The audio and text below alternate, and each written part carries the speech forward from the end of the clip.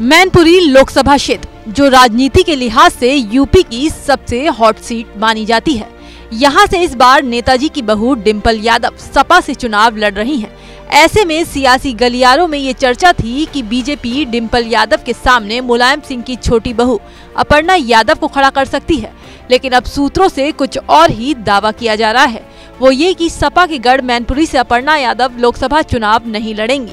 सूत्रों के मुताबिक 80 सीटों को जीतने के मकसद से बीजेपी अपर्णा की जगह किसी दूसरे मजबूत प्रत्याशी पर दांव खेलना चाहती है। यही वजह है कि पार्टी मैनपुरी में सेंधमारी लगाने के लिए दूसरे नाम पर मंथन कर रही है। पार्टी के अंदरूनी सूत्रों ने बताया है कि मैनपुरी में बीजेपी जयवीर सिंह के नाम पर विचार कर रही है, जो कि यूपी सरकार में पर्यटन मंत्री हैं।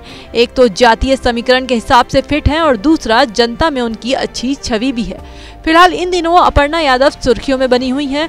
लोकसभा चुनाव के ऐलान के बाद उनका सीएम योगी से मुलाकात करना, उससे पहले यूपी बीजेपी के शीर्ष नेताओं से मिलना, फिर चाहे वो बीजेपी के राष्ट्रीय महामंत्री सुनील बंसल हों या प्रदेश अध्यक्ष भूपेंद्र चौधरी, इन सभी नेताओं से मुलाकात की तस्वीरों से ये कयास लगाए जाने लगे कि अपर्णा यादव मैनपुरी से चुनाव लड़ने जा रही हैं। लेकिन इन कयासों के बाद सूत्रों से इतना तो तय हो गया है कि अपर्णा मैनपुरी से तो चुनाव नहीं लड़ेंगी।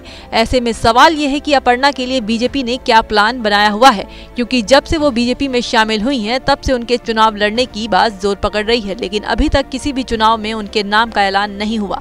अब देखना यह है कि बीजेपी अपर्णा के लिए 2024 के चुनाव में क्या जिम्मेदारी तय करती है।